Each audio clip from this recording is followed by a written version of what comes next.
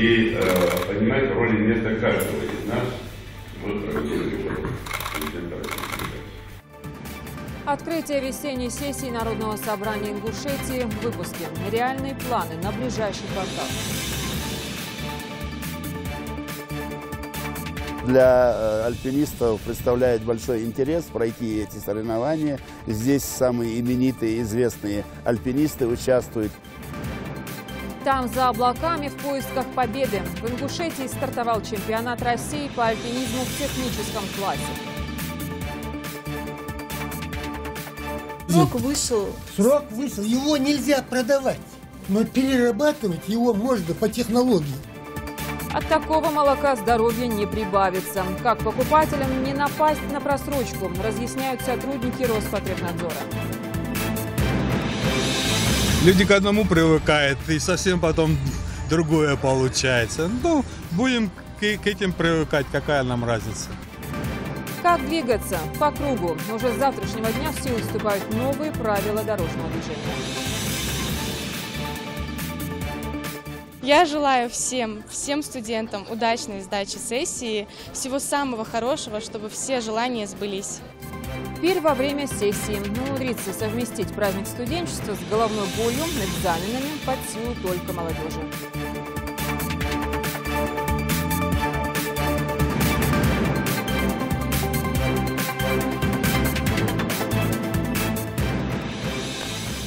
Это новости 24. Здравствуйте.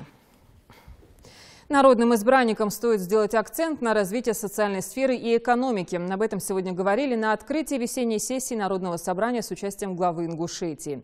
Перед депутатами был поставлен ряд задач. За квартал парламентарии планируют принять более 2 десятков законопроектов. Репортаж Мадины Пугоевой.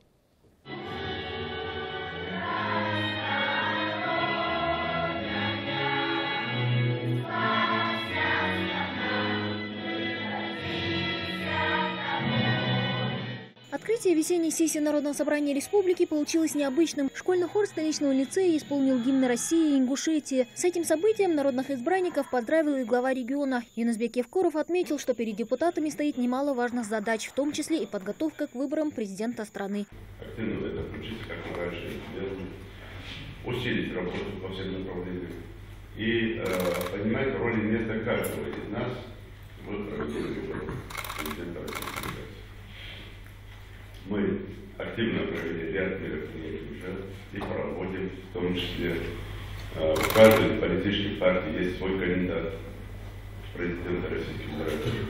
И вы, как никто, должны и обратно закон, я еще раз подчеркиваю, и рекламные акции, и другие мероприятия, в том числе используют те площадки, которые сегодня выделяются и на индикаторах, и на других там ресурсах. Глава региона также отметил, что предстоящие выборы должны пройти на высшем уровне. Организацию их проведения будут курировать парламентарии. Первое полугодие 2018-го обещает быть насыщенным, поэтому народным избранникам стоит сделать акцент на развитие социальной сферы и экономики, добавил Изелимхан Ивлоев. Важно выстроить, уважаемые депутаты Народного собрания, нашу работу в тесном взаимодействии с органами исполнительной власти, территориальным органам, федеральным органам исполнительной власти по Республике Ингушетия и представительными органами муниципального образования республики. Напоминаю депутатам о необходимости активно вести работу с избирателями, оперативно реагировать на события, происходящие на территории нашей республики. Спикер парламента отметил, что за 5 лет работы прошлый созыв Народного собрания принял около 1500 нормативно-правовых актов, в то время как 6-й созыв тот же объем работы выполнил всего лишь за год. Положительная динамика налицо, многое удалось сделать. Тем не менее, стоит активизировать работу во всех направлениях, чтобы добиться больших результатов. Как подтверждение этих слов, глава региона объявил благодарность от руководства Совета Федерации отличившимся депутатам и руководителям ведомств. В период весенней сессии 2018-го парламентарии планируют принять 21 законопроект, касающийся развития различных сфер общества. В рамках 28-го заседания народные избранники рассмотрели несколько из них. Так, изменения будут внесены и в закон о градостроительной деятельности в Ингушетии. Приняли норму, меняющую разрешение на выделение земельных участков при подключении к электросетям напряжением до 30 киловатт. Постановление правительства Российской Федерации номер 1300 от 3 декабря 2014 года утвержден перечень видов объектов, размещение которых может осуществляться на земельных участках, находящихся в государственной и муниципальной собственности, без предоставления земельных участков и установления сервитутов, в которых включены линии электропередач класса напряжения до 35 киловатт. Также изменения коснутся и закона о регулировании жилищных отношений в республике. Ислам Гадиев в своем докладе пояснил, что проект позволит уточнить порядок отнесения граждан категории малоимущих и изменить требования к определению стоимости их имущества. Указанным проектом закона предполагается уточнить порядок отнесения граждан малоимущих в целях постановки на учет и предоставления им жилых помещений муниципального жилищного фонда по договорам социального найма. Также проектом закона предполагается уточнить порядок предоставления жилых помещений по договорам социального найма вне очереди и проживания в них разнополых лиц. Кроме того, в целях исключения коррупциогенного фактора предполагается изменить требования по определению стоимости имущества граждан, учитываемого для признания граждан малоимущими в целях постановки на учет и предоставления им жилых помещений жилищного фонда по договорам социального найма. Кроме того, в рамках заседания парламентарии обсудили изменения, которые произойдут в других законопроектах. Это коснется государственной и гражданской службы и классных чинов, статуса депутата Народного собрания, охраны материнства и детства, а также штатного расписания народных избранников. Мадина Пугоева, Рахман Цуров, Новости 24. Глава Ингушетии в ходе расширенного заседания коллегии МВД отметил работу органов правопорядка по обеспечению безопасности на массовых мероприятиях в прошлом году, в которых приняли участие более 400 тысяч человек, и поблагодарил сотрудников за профессионализм. Заседание состоялось в управлении МВД по республике. Участники обсудили результаты оперативно-служебной деятельности подразделений регионального главка МВД. Как сообщил в своем докладе министр внутренних дел по республике Ингушетия Дмитрий Кава, ведомство в минувшем году выдержало испытание на прочность. Серьезных нарушений общественного порядка в регионе допущено не было. Именно от повседневной, добросовестной, иногда малозаметной для окружающей работы простого полицейского, участкового, следователя, сотрудника оперативных служб во многом зависит, насколько безопасно и комфортно жить в нашей республике. Прошедший год для органов внутренних дел складывался достаточно непросто. Мероприятия по укреплению правопорядка и защите граждан от преступных посягательств осуществлялись в условиях нарастающих факторов криминогенного риска. Имели место резонансные преступления, проявления терроризма, экстремизма. Сотрудники УВД республики совместно с коллегами других силовых ведомств выполнили задачи, значительный объем работы в ходе обеспечения общественного порядка и безопасности при проведении более 620 праздничных и иных значимых общественных мероприятий. Общее количество участников превысило 400 тысяч человек. Должен констатировать, что несмотря на сложность реализации поставленных задач, контроль над оперативной обстановкой обеспечен полностью. Дмитрий Кава также отметил устойчивую тенденцию снижения террористических преступлений в Ингушетии. В первую очередь сократилось общее количество зарегистрированных преступлений, в том числе, что немаловажно, тяжких, особо тяжких составов. Цифры статистики свидетельствуют, уровень преступности на порядок ниже, чем общероссийские и среднероссийские показатели. Эти показатели достигнуты за счет концентрации усилий личного состава,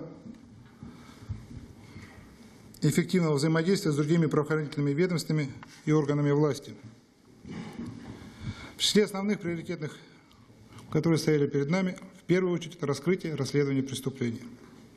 В прошедшем году усилиями всех правоохранительных структур раскрыто 957 преступленных деяний. Это на 3 с лишним процента больше, чем аналогичный период прошлого года. На 3,6% повысилась общая раскрываемость преступлений. По его словам, не обошлась эта работа и без потерь среди личного состава органов внутренних дел. В ходе вооруженных нападений погибли 3 наших товарища. 11 получили ранения. Еще один сотрудник погиб на территории РСО Алания в ходе преступного нападения. Прошу почтить память погибших сотрудников минутой молчания. В своем выступлении глава Ингушетии Юнусбек Евкуров отметил, что усилиями подразделений МВД была обеспечена безопасность значимых общественно-политических и культурно-массовых мероприятий в республике. 17-й год для нас, для всех прошел в республике с учетом 25-летия юбилея республики. Проведено большое количество мероприятий, в том числе там, где необходимо было обеспечить будем говорить так, колоссально обеспечить общественную безопасность республики. Активное участие блока именно МВД республики, особенно блока, наверное, всех, не только полиция общественной безопасности, а всех, и оперативно, не оперативно, все службы участвовали, за что вам огромное спасибо. Мы на всех этих масштабных мероприятиях не допустили никаких нарушений. Работа плотно с оперативным штабом, взаимодействие с органами государственной власти, муниципальными властями нам позволило в этом году достигнуть безопасности в нашем регионе. Подводя итоги работы МВД за 2017 год, мы можем твердо говорить, что по многим направлениям, показателям вы достигаете положительных результатов. Руководитель региона также коснулся основных показателей деятельности подразделений МВД. Он подчеркнул, что эти данные должны быть обнародованы и опубликованы в СМИ. Таким образом, по его словам, возрастет доверие населения к органам правопорядка. Мы проводили соцопрос, периодически мы это делаем. И раньше я тоже об этом говорил, где доверие граждан к полиции в целом, оно потихоньку начинало снижаться. По ряду причин. И вот за последние полгода на 5,4% рост доверия граждан к вашей деятельности. Да, понятно, она не сама по себе там, от сотрудников полиции зависит, но уж точно авторитет. И вот то, что мы сейчас 5,4% делали, вот в первом полугодии должен быть намного выше процент доверия. А доверие когда? Вот только что министр об этом говорил. Первое и самое главное, это, конечно, ваше взаимоотношение с гражданами, с простым человеком. Обычно, когда начинают говорить о человеке хорошо, тогда, когда он пришел на помощь. Когда человек нуждается в помощи, вы его не оттолкнули, начиная от приема заявлений, заканчивая там всеми делами. Был случай, когда в Сунже там пожар, и участковый оказался на этом месте, я тоже просил бы поощрять таких людей. Когда просто вал обращения простых людей, что он хороший человек просто. А человек просто выполнил свои обязанности, свой долг. Почему? Потому что любого, кто одевает мундир, кто принимает присягу, ответственность, не надо искать специально, где бы показаться хорошим. Оно всегда под ногами для любого человека в погонах, тем более для вас. Юнузбек Евкуров пожелал коллегии плодотворной работы и принял участие в церемонии вручения наград и поощрений за достигнутые успехи в оперативно-служебной деятельности по охране общественного порядка и обеспечению общественной безопасности на территории республики. Грамоты от главы Республики Ингушетия были вручены 8 сотрудникам МВД. Также ряд полицейских получили ведомственные поощрения и награды. Юсуп Гелисханов, Хусен Гагиев, Юсуп Ханиев, Рамазан Ахильгов. Новости 24. В Ингушетии стартовал чемпионат России по альпинизму в техническом классе. Полсотни спортсменов будут оспаривать право стать лучшими в стране. Заявлено 12 команд, 2 из нашей республики. Сегодня прошла официальная церемония открытия, ну а завтра начинается первый этап восхождения. С подробностями Тамерлан Хамхоев.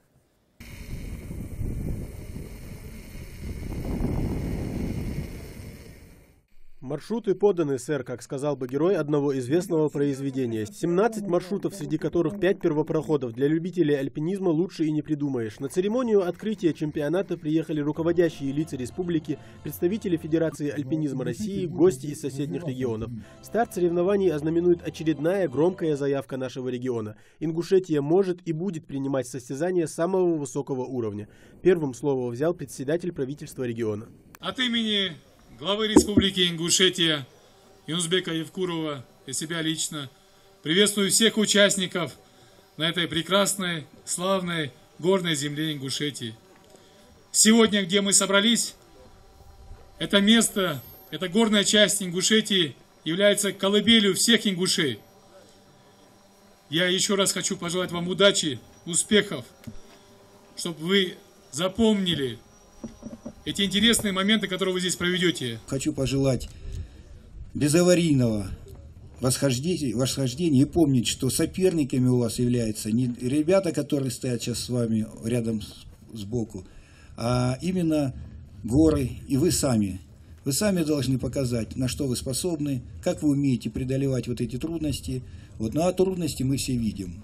Шикарная скала, шикарный массив горный, маршруты высшей категории трудности. Приветственный адрес от полпреда президента Российской Федерации в Северокавказском федеральном округе зачитал главный федеральный инспектор по республике Ингушетия Рашид Ашноков. Второй год именно здесь, в горах Ингушетии, собираются лучшие альпинисты из разных регионов России, чтобы определить сильнейших спортсменов в техническом классе. Сегодня республика уделяет повышенное внимание развитию и популяризации спорта сильных, целеустремленных и выносливых людей. В регионе создается и совершенствуется инфраструктура для занятий альпинизмом, а уникальные природные условия делают этот горный край привлекательным для проведения соревнований самого высокого уровня. В этом году участие в чемпионате подтвердили команды, которые в прошлом розыгрыше кубков не участвовали. Это Архангельск, Воронеж, Волгоград и Северная Осетия. Ну и, разумеется, Ингушетия. Нашу команду представляют Беслан Гудиев и Муса Бадиев. С прошлого года у нас был план, что чемпионат у нас будет, и мы будем обязательно участвовать. После восхождения на Эльбрус и на пик Кайсину-Кубилу. Принял я это...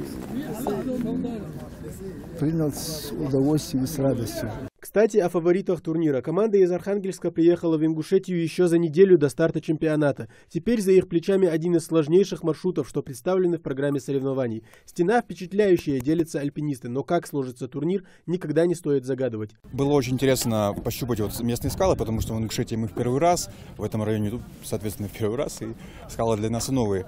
Маршрут оказался более трудоемкий, чем мы предполагали. Мы планировали залезть за 3 дня, а в итоге мы лезли 4 дня. Ну, подустали, скажем так, подустали. В составе самой яркой команды прошлогоднего чемпионата бессменные Александр Жигалов, Максим Кривошеев и Игорь Логинов. Альпинисты прилетели в Ингушетию накануне старта соревнований. На то были свои причины. У кого-то сессия, у кого-то травма. Но сегодня ребята в строю и настроены показать красивое восхождение. Настроение боевое. Добрались тоже мы хорошо, без проблем. Но климатизация тут, ну, по мне, она высота тут небольшая, поэтому как бы такое, чтобы прям чувствовалось, ну, не чувствуется. Пока даже не знаю, какая погода. Вот мы приехали первый день, сейчас вот смотрим, все пока в тумане. Но у нас в Сибири там минус 40, поэтому у нас даже такая погода радует. Сессия отлично. В этот раз я уже на 5-м курсе, вечный студент, как говорится у нас. Все сдал экстерном, без долгов, можно так сказать. И поэтому отличным завершением сессии была поездка в Ингушетию. Факт того, что Ингушетия принимает чемпионат всероссийского масштаба уже второй год подряд, уже говорит о многом. Развитие альпинизма будет идти ударными темпами, тем более учитывая класс ребят, приехавших покорять горную Ингушетию. В прошлом году у нас было классифицировано 16 маршрутов, из них было у нас 15 первопроходов. И вот прошлогодние команды сумели пройти 11 первопроходов. Сейчас у нас осталось 5 первопроходов, которые не успели пройти в прошлом году.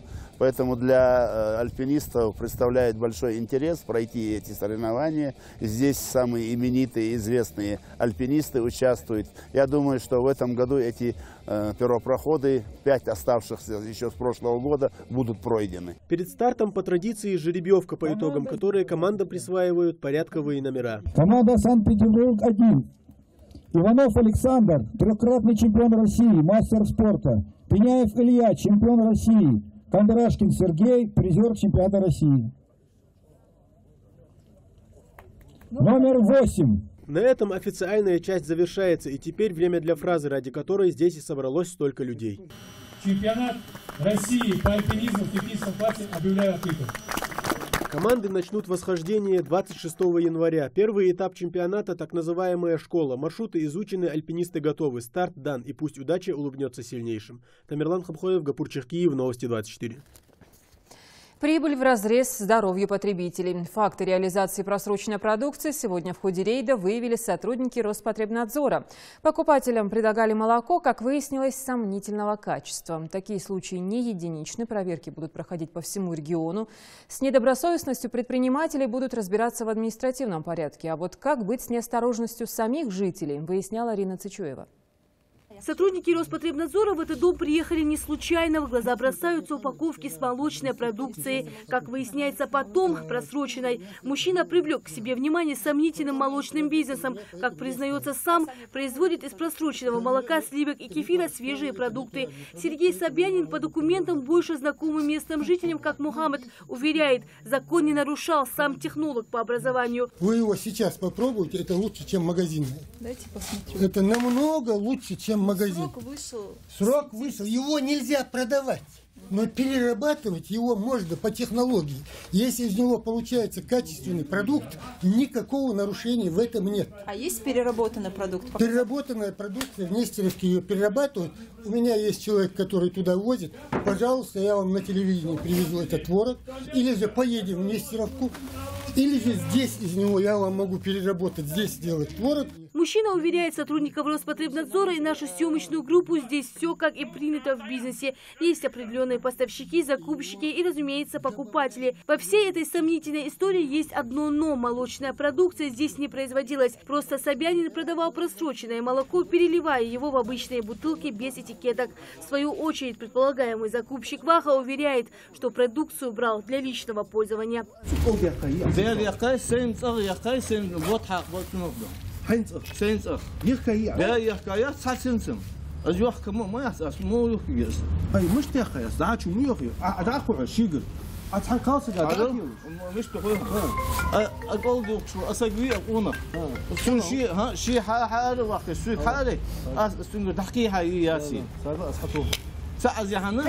тихая,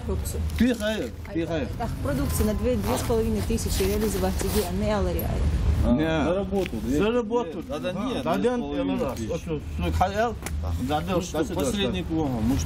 Более того, Ваха рассказывает, просто не знал, что срок годности продукции, которую он брал, истек пару месяцев назад. В ходе съемки выясняется, что Сергей Собянин реализовывал просроченную продукцию еще и на рынке. Почему вы утверждали, что через него отдавали продукцию на переработку? Я отдавал на переработку. Через него.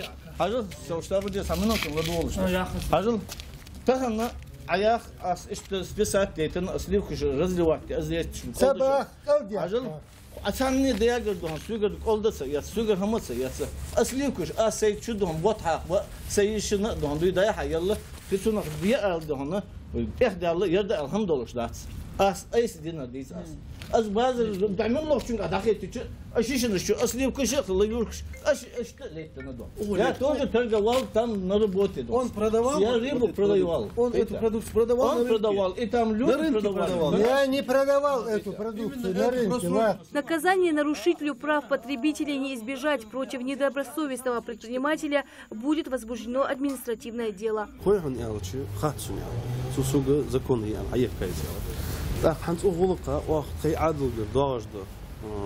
تعزل أقصى ضد شيء законно должен типа сырье для проведения экспертизы да яхай Роспотребнадзор вызвать я его со результат хамухенгаха в соответствии с законом он должен хамуя Уважаемые покупатели, жители нашей республики, убедительно вас просим не покупать такого рода сомнительные товары, без маркировки, без ничего. Любая продукция, даже консервированные продукты, как я уже отметил, кондитерские, без маркировки не покупать, потому что есть опасность, что вам реализуют просроченную продукцию. На анализ отобраны вот эти продукции, у нас будет анализ. Фактически мы не должны были проводить анализ, потому что уже нам ясно, что это просроченная продукция. Но тем не менее проведем анализ, будут у нас материалы. Известны случаи сильного молочного отравления, поэтому, покупая продукты, обязательно проверяйте сроки их изготовления. Рина Цичоева, Лейла Гайсанова, Сурхо Кусиев, Новости 24. Строительство надземного пешеходного перехода в Назране держит на личном контроле глава республики. В ходе очередной проверки Юнусбек Евкуров поднялся на сам переход и оценил качество строительных работ. Главе доложили, что темпы возведения сооружения идут согласно графику, никаких проблем нет. Сейчас мы проводим испытание моста. Наблюдаем корпус песка, чтобы убедиться, что он будет стоять, что у нас все сделано правильно, и мы нигде не отклонились от проекта. Стоит отметить, что согласно проекту пешеходный переход оборудуют пандусом и грузовым лифтом. На всего в республике планируют построить не менее 3 таких переходов. Они позволят облегчить пересечение оживленной трассы, дороги во всех направлениях и предотвратить транспортный коллапс. Подробнее об объекте безопасности пешеходов расскажет Ната Ивлоева. Поток машин в районе 18 этажек при въезде в Магаз не утихает ни днем, ни ночью. Местным жителям приходилось чаще не переходить, а именно перебегать оживленную трассу. Большинство делали километровый круг, чтобы не рисковать жизнью, но теперь, благодаря строительству надземного перехода, жители могут вздохнуть спокойно. Работы мы начали в начале декабря. Мы бурили сваи и делали монолитный ростверк. То есть в целом весь процесс строительства надземного пешеходного перехода занимает у нас порядка 2 месяцев. Жители получили безопасный объект протяженностью 33 метра. При строительстве использовались самые прочные металлоконструкции. Специалисты заверяют, переход может выдержать одновременно более 300 человек, а для передвижения людей с ограниченными возможностями предусмотрены специальные пандусы и подъемные лифты. В основном используется гнутый оцинкованный профиль. Почему именно с этого материала? Потому что на него идет гарантия порядка 25 лет. То есть качество в первую очередь, приоритет. Строительство надземного переходного моста идет строго по графику. На сегодняшний день полностью закончены работы по монтажу основного металлокаркаса и установлено ограждение. Переход практически достроен, остались лишь мелкие детали. Как говорит застройщик, надземный переход пешеходы смогут оценить уже в ближайшие дни. Раньше, рискуя своей жизнью, приходилось людям перебегать дорогу, переходить, как-то умудряться. А если будет построен вот этот пешеходный переход, будет очень хорошо. Местные жители ждали этот переход очень давно. Трасса здесь оживленная и в день проезжает много машин. Но благодаря этому мосту они могут не волноваться за свою безопасность. Ната Ивлоева, Майрбек Миржоев, Новости 24. В России изменены правила проезда автомобилистов на перекрестке с круговым движением. Суть новых поправок в ПДД проста. Круговой перекресток главный, если нет светофора и других знаков. Всех ли устроят такие нововведения, узнаем у Зелимхана Калоева. Уже с завтрашнего дня водители обязаны уступать дорогу другой машине, которая движется по перекрестку. Цель принятия такого правила – повышение безопасности и улучшение организации дорожного движения на перекрестках. К слову, с нововведением в ПДД многие автомобилисты уже знакомы. Они должны помочь. Раньше как было? Главная дорога, а на кругу, значит, надо уступать там, где равноправные дороги. Ну а теперь пришли к одному знаменателю, что одно мнение. Если на кругу, то значит уже находится транспорт, то ему надо уступать. Я считаю, это правильно. Однако не все разделяют мнение Ибрагима. Некоторые водители в новых правилах логики не видят. Владимир Голованов, к примеру, уверен, что эти изменения напротив запутают водителей. А пробки как были, так и будут. Мутят, никак не намутят. Люди к одному привыкают, и совсем потом другое получается. Ну, будем к этим привыкать, какая нам разница. Соблюдение ПДД – это требование закона и в первую очередь залог безопасности на дороге. Суть новых поправок в правилах дорожного движения проста. Круговой перекресток главный, если нет светофора и других знаков. Водители, которые заезжают на кольцевое движение, они должны уступить дорогу тем водителям, которые уже заехали на кольцевое движение. А раньше не так было. Раньше было как, водитель едет по федеральной дороге, он получал приоритет, он мог бы сразу беспрепятственно проехать. И эти машины должны были уступить этим водителям, которые едут по федеральной дороге. А сейчас наоборот. Вместе с тем на дорогах республики появятся и соответствующие знаки для водителей. А в случае невыполнения требований ПДД уступить дорогу водителю, у которого есть преимущество при проезде перекрестков, предусмотрен штраф в размере 1000 рублей. Зелимхан Калоев, Рахман Цуров, Новости 24. В Ингушетии уже определены избирательные участки во всех городах и населенных пунктах. На каждом будут установлены камеры видеонаблюдения. Будут созданы все условия и для людей с ограниченными возможностями. Для связи с избирателями будет открыта горячая линия.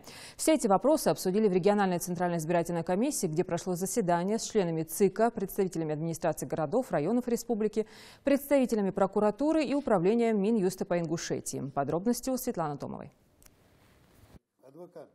До главного события 2018 года, выборов президента России, осталось чуть меньше 2 месяцев. Подготовка к ним идет полным ходом. Всего по всей республике будет открыто 137 территориальных избирательных участков. На заседании также всеобщим голосованием представители ЦИКа принимают решение о назначении членов ТИКа по различным районам и городам. Необходимо также открыть горячую линию связи с избирателями. Словом, вопросов для обсуждения немало. Обсуждали вопросы организации работы, причем не только работы нашей комиссии, но и работы совместной с органами соцзащиты, местными администрацией, организация работы с инвалидами, с теми, у кого ограничены физические возможности, для того, чтобы они в комфортных, нормальных условиях смогли реализовать свое избирательное право, то есть проголосовать на выборах. Во всех районах, городах и сельских поселениях уже определены избирательные участки. К примеру, в Назрановском районе в день выборов откроется 29 участков, а избирательный электорат составляет свыше 50 тысяч человек. Для председателя ТИКа Назрановского района это далеко не первые выборы, организация которых проходит на подведомственных ей участках под ее руководством. Сейчас на данном этапе вообще в администрациях районов и городов созданы рабочие группы по содействию в организации проведения выборов. У нас такая же рабочая группа имеется, в состав которой входят практически все главы администрации сельских поселений, все структуры, которые задействованы должны быть в период выборов. И сейчас идет работа по территории Назрановского района. Это один из основных моментов, который сейчас мы отслеживаем, это формирование списков избирателей. В Малгобеке будет открыт 21 избирательный участок. В единый день голосования в городе ждут явки 25 тысяч избирателей, для которых будут созданы все условия. Максимально необходимую помощь окажет и людям с ограниченными физическими возможностями. Сейчас же председатель ТИКов по Малгобеку занимается обработкой списков избирателей. У нас есть утвержденный календарный план, по которому мы работаем. Сегодня мы занимаемся корректировкой списков избирателей.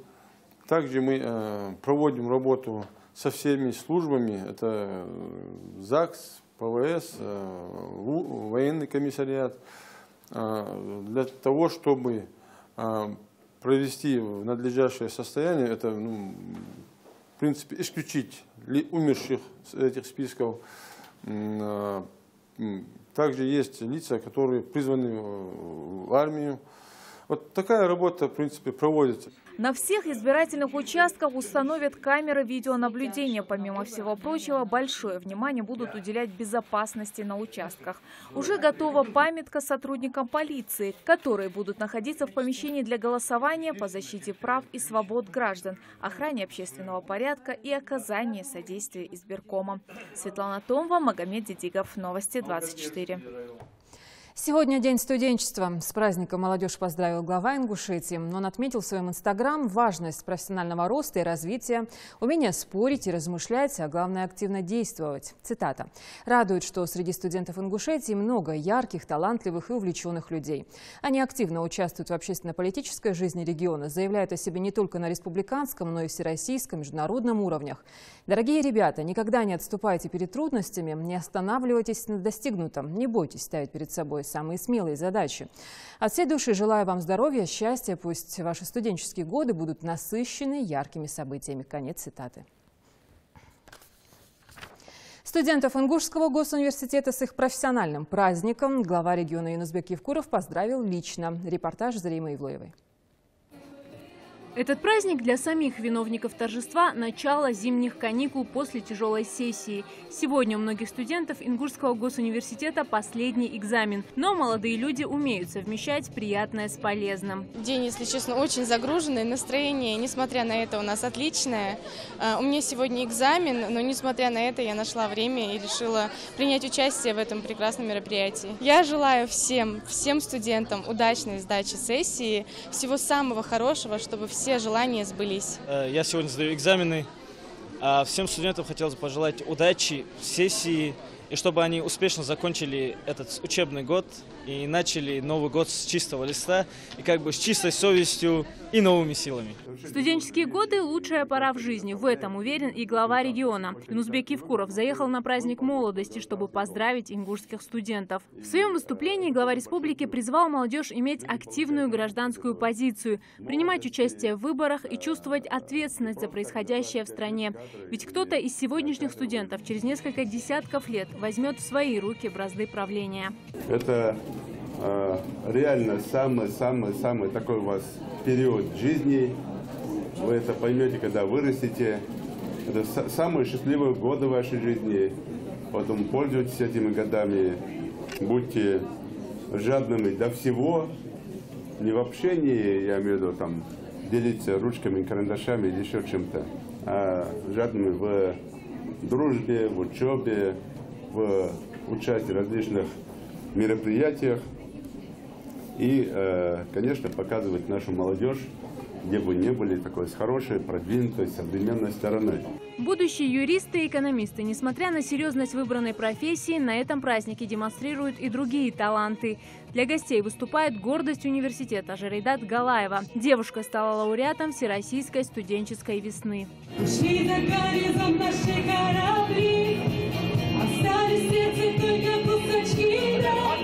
Сегодня только в Ингушском государственном университете обучаются более 10 тысяч студентов, которые ежегодно становятся победителями различных конкурсов и олимпиад.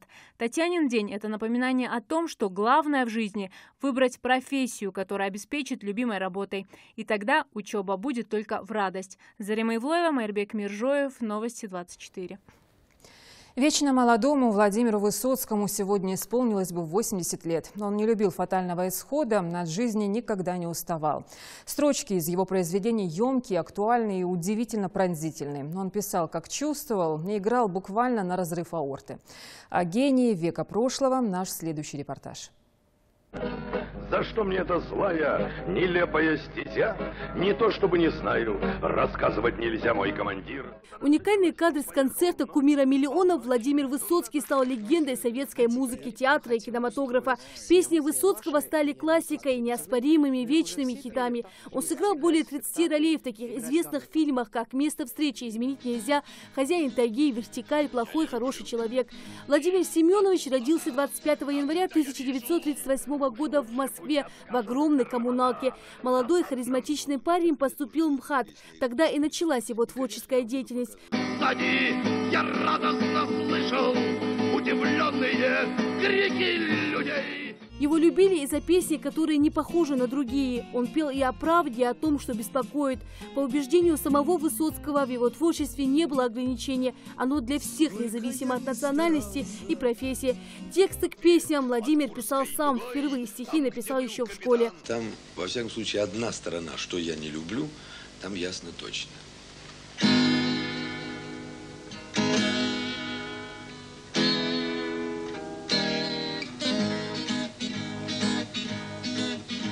Я не люблю фатального исхода, от жизни никогда не устаю. В 1975 году впервые и, как потом оказалось, в последний раз в официальном советском сборнике было опубликовано стихотворение Высоцкого. В этом же году музыкант записал новую пластинку «Высоцкий автопортрет». Это был крупнейший сборник с авторскими отступлениями перед каждой песней. Стихи Владимира Высоцкого были не менее популярны. Лучше гор могут быть только горы, на которых еще не бывал. Высоцкий за всю свою творческую деятельность навсегда успел завоевать сердца своих поклонников. В 1979-м Высоцкий, возможно, пережил клиническую смерть. Биографы до сих пор спорят насчет этого факта. Но я не жалею, но я не жалею. Лина Цичоева, Новости 24. На республиканской станции переливания крови прошла акция «Я донор». Организатором вот уже который раз выступил клуб добрых людей. Поделиться частичкой жизни могли все желающие. Главное, чтобы донор был здоров и старше 18 лет. В офисе КДЛ также проводятся тренинги, где жителям рассказывают о безопасности и пользе процедуры. Донорская акция проводится при поддержке фонда президентских грантов, который выделил денежные средства благотворительному фонду на развитие гражданского общества. Сегодняшняя акция проходит в рамках проекта «Я донор». Акции мы проводим регулярно, стараемся проводить каждый месяц. Сегодня очень много новичков, активные доноры. Мы в рамках этого проекта проводим тренинги, различные акции, встречи. Мы должны понимать, что Всевышний нас обязывает совершать хорошие дела. И спасение чьей-то жизни – это, наверное, один из самых лучших подвигов. Как долго первобытному обществу удавалось жить дружно, находиться сообща и не знать ни конфликтов, ни террора? Этот вопрос раскрывают в Русском государственном музыкальном драматическом театре. Там идет спектакль по пьесе Александра Володина «Две стрелы». Настоящий детектив первобытных времен посмотрела Дана Плиева. На сцене театра разворачивается один из детективов в духе Артура Конана Дойля. В первобытном племени произошло убийство одного из сородичей по имени Длинный, в спину которому выстрелили 2 стрелы. Кто его убил? Ну как? Наверное, кто-то из племени Скорпиона. 2 стрелы в спину, ведь это их обличить. Но скоро события принимают другой характер. Появляются слухи, что преступник один из членов их племени. Глава рода, как первобытный блюститель полиции, пытается найти убийцу. Под подозрением оказывается романтик и мечтатель по имени Ушастый. Мотив ясен. Длинный отговаривал его жениться на черепашке, молодой девушке, по одной простой причине. Он хотел, чтобы Ушастый взял в жены его жену. Его старую жену.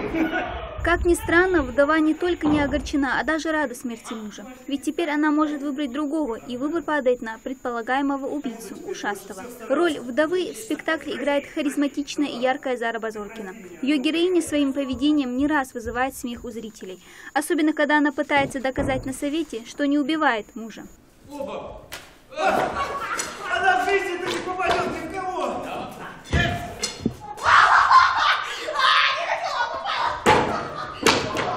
Вообще эта роль ко мне перешла от другой актрисы, изначально я ее не играла. Но мне всегда интересно что-то новое попробовать, экспериментировать.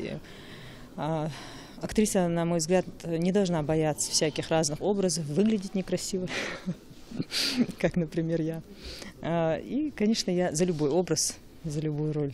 Так и не сумев найти убийцу, юношу сажают в клетку и оставляют в ней до оглашения приговора. Сторожить его остается друг Долгоносик. По ходу дружеского разговора сам Ушастый, как первобытный Шерлок Холмс, все-таки докапывается до правды и узнает, кто убил сородича. А стрелы? У всех стрелы с круглыми наконечниками, а вот у меня с плоскими почему-то.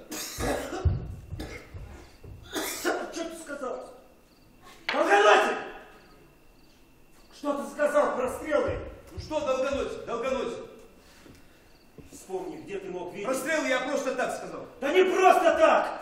Вспомни, где ты мог видеть стрелы с плоскими наконечниками. На празднике, когда все стреляли в цель. Да не мог ты их видеть на празднике. Посмотреть спектакль приехали учащиеся лицея Магаса и воспитанники Горского кадетского корпуса. Больше всех зрителям запомнился именно главный герой. Больше всего мне понравилась роль Ушастика, потому что он оправдывался и доказывал свою честь, гордость, то, что у него она есть. И даже в тот момент, когда ему говорили уйти и предать свою гордость другим, он остался. Мне понравилось то, что они сначала обвинили Ушастого, но оказалось, что виновны были 2 человека, которые Ушастый и обнаружил сам. Ты боишься духа? А вот человек Бая! Ты боишься! Я не виноват! А кто виноват? Пускай я виноват, но я не один виноват! В итоге выясняется, Долгоносика подговорила одна из ключевых фигур совета – человек боя, которого играет сам режиссер спектакля Ахмед Ильянов. Его герой решил сместить главу племени и установить новые порядки, где уже не будет места равенству и благополучию племени. А убитый Длинный мог помешать его планам, выдав правду на совете. Ты должен быть головой. Убитых схоронить! Голосование и гуляние завтра!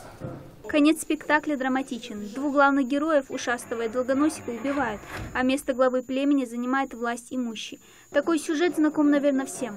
Так человечество встает на новую ступень эволюции, в которой кроме равенства будет место еще и предательству, корысти и выгоде. Дана Плиева, Адам Далаков, Новости 24. 6 медалей разных достоинств. С таким внушительным результатом вернулись наши спортсмены с первенства по боксу. Соревнования среди юношей проходили в Ставропольском крае. С победителями турнира встретился наш корреспондент Микаил Тангеев.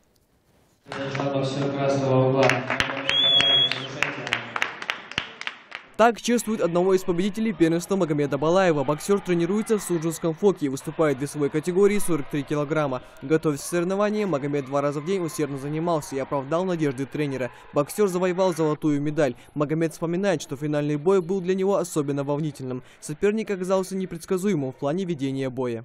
Он был левшой, а я сам боксирую в правше. Потом он был очень сложный. Я пытался найти с ним первый раунд дистанцию, и в первый раунд был использован меня. И когда бой закончился, объявили меня победителем со счетом 3-2. А рядом навыки боксера отрабатывает еще один обладатель награды высшей пробы. Хасан Хадзиев 6 лет занимается боксом. На прошедшем первенстве перед каждой встречей тренер давал своему подопечному нужные наставления и отлично настроил его на финальные бои, благодаря чему Хасану с легкостью удалось одолеть своих соперников. В полуфинале со мной был Александр Шевченко, 59 килограмм. Он был левша. До этого боя тренер говорил, как надо настроиться под него, какие удары надо бить, комбинации. Вот. Но соперник не такой жесткий был, не такой жесткий был, да, соперник. И я выиграл 5-0 единогласно. А финал? В финал со мной встретился Владимир Авунисян, карачаевец. Он очень бьющий был, поэтому тренер говорил, работать на дистанции, нельзя рубаться с ним. Вот. Я тоже с ним успешно выиграл. В секцию бокса Хасана привел его отец и тренер по совместительству. Марат и сам раньше занимался боксом, а последние 6 лет тренирует ребят. Наставник делится, к первенству готовились усердно и на меньший результат не рассчитывали. Мы отбирались на республике, где Хадзиев Хасан провел 3 боя, одержал победу, отобрался на юность России. Поехали туда, ну и там отработали. Тренировки проходили нормально. Техника тактически с ним работал Беков Иса. В остальном я бег, 2 тренировки в день, это утром и вечером. Первенство «Юность России» проходило с 15 по 21 января в Ставропольском крае. В соревнованиях приняли участие спортсмены почти со всей страны. В общекомандном зачете у ингушских ребят 3 золота, 1 серебро и 2 бронзы. Можно сказать, что на этом турнире была представлена вся география Российской Федерации. Там была и Курская область, и Чувашия, и Ставропольский край, и Краснодарский край. Наверное, сложно будет назвать субъект, которого там не было. У нас в Али-Юрте прошли отборочные соревнования для подготовки для формирования команды, которую мы туда повезем. Выехали со сборной командой, и на мой взгляд, неплохой результат наши ребята сделали. Спортсмены не намерены останавливаться на достигнутом, и уже в марте текущего года они выступят на первенстве России, которое пройдет в Анапе, и вновь постараются отстоять честь нашей республики, показав достойные результаты. Михаил Тангиев, Адам Далаков, Новости 24. Утеплиться к предстоящим холодам предлагает магазин «Снежка». Выставка меховых изделий сейчас проходит у нас в регионе. Представлены шубы, жилетки, полушубки. Есть вариант рассрочки. Мария Местоева расскажет об этом подробнее. Шуба с давних времен считается признаком достатка, а красивая шуба еще и говорит о безупречном вкусе ее обладательницы. Даже самая привередливая покупательница на выставке меховых изделий фабрики «Снежка» найдет шубу по душе, которая поднимет самооценку любой женщины и согреет даже в самые крепкие морозы. Каждое изделие вы можете у нас взять в рассрочку на 3 года без первоначального взноса и без каких-либо переплат. На каждой шубке у нас имеется индивидуальный чип. По этому чипу каждый покупатель может проверить всю историю шубки, что она действительно произведена в России. Также на каждое изделие у нас имеются сертификаты и гарантия. А самое главное, магазин предлагает как выгодные условия покупки, так и различные акции. Например, покупательниц здесь ждет весьма приятный подарок. Также мы хотим сказать нашим покупателям, при покупке шубки жилеточка идет в подарок. Но и это не все. При покупке норковой шубы магазин дарит счастливой обладательнице золото. Новость о возможности покупки шубки в рассрочку привлекает все больше покупательниц, причем большинство из них пришли за покупками повторно, а все благодаря качественному обслуживанию консультантов. консультированию и большому выбору. Померила полушубок, мне он понравился. Меха хорошие, люди отзывчивые, продавцы очень хорошие тут. Поэтому, конечно, и если учесть, что они идут навстречу населению, потому что не у всех есть деньги. Кто-то может в рассрочку взять шубу для себя. Так что мне лично нравится продукция. Выставка расположилась в зале на первом этаже Дворца культуры в Назране. Свой ассортимент норковых шуб высокого качества магазин будет предоставлять до 28 января. Ежедневно с 9 утра и до 19 часов вечера. В Снежке вас ждет большой выбор роскошных шуб на любой вкус. Мария Мистоева, Сурхок Усиев, Новости 24. Следите за новостями на канале Ингушетия и до встречи в эфире.